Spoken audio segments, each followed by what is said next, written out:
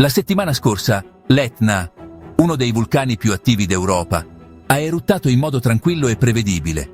Ma e se fosse successo il contrario? E se questo gigante decidesse davvero di svegliarsi?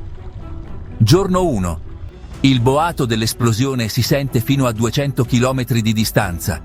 La cima dell'Etna esplode, proprio come il monte St. Helens nel 1980. Una gigantesca nube di cenere si muove verso nord-est a oltre 1000 km/h. Nel giro di pochi minuti, il cielo sopra tutta la Sicilia, la Calabria e persino Napoli sprofonda nell'oscurità totale. I flussi di lava travolgono le città di Nicolosi e Zafferana Etnea. In meno di un'ora vengono completamente distrutte. Dal giorno 2 alla prima settimana. Fase del disastro regionale.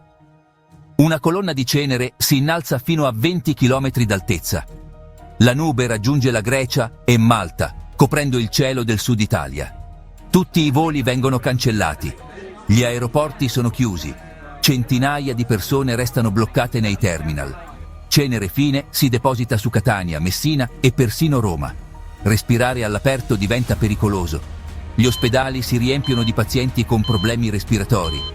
I flussi piroclastici, con temperature intorno agli 800 Celsius, bruciano tutto ciò che trovano: case, auto, foreste, persino a 10 km di distanza.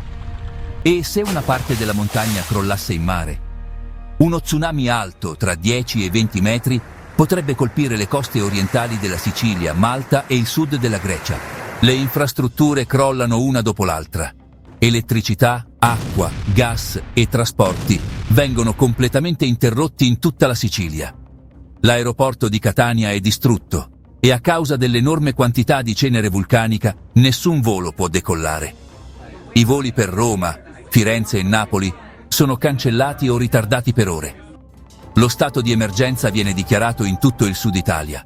L'esercito e le squadre di soccorso intervengono rapidamente per aiutare le zone colpite. Oltre 500.000 persone vengono evacuate dalle aree circostanti. Campi di emergenza vengono allestiti a Palermo e nella terraferma. Le squadre di soccorso e la Croce Rossa lavorano senza sosta per distribuire beni essenziali, ma la situazione peggiora di ora in ora. Migliaia di famiglie sono costrette a vivere nei campi. Scuole, università e ospedali vengono chiusi. Ospedali da campo vengono montati. Ma la carenza di attrezzature mediche è grave. I pazienti e i feriti attendono a lungo per ricevere cure. La gente passa le giornate nei campi con mascherine, preoccupazione e speranze deboli. L'acqua potabile e i beni essenziali sono difficili da reperire. I camion dell'esercito trasportano acqua con cisterne alle varie zone.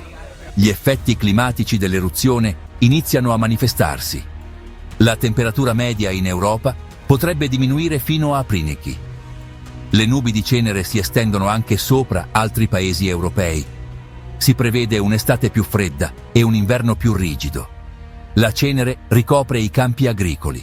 La luce solare diminuisce. La fotosintesi si blocca. I raccolti e gli allevamenti subiscono gravi danni. In diverse città inizia una crisi alimentare. L'Unione Europea convoca una riunione d'emergenza per gestire la situazione. Aiuti umanitari, attrezzature e squadre di soccorso partono dai paesi vicini verso l'Italia.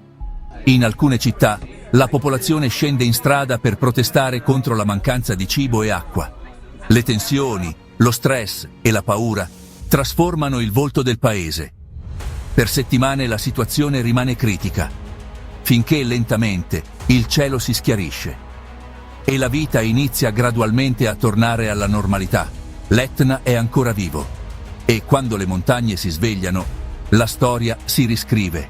Per altri video su disastri naturali e la storia nascosta della Terra, iscriviti al canale e attiva la campanella. Questa era solo una simulazione, ma la natura è sempre pronta a sorprenderci.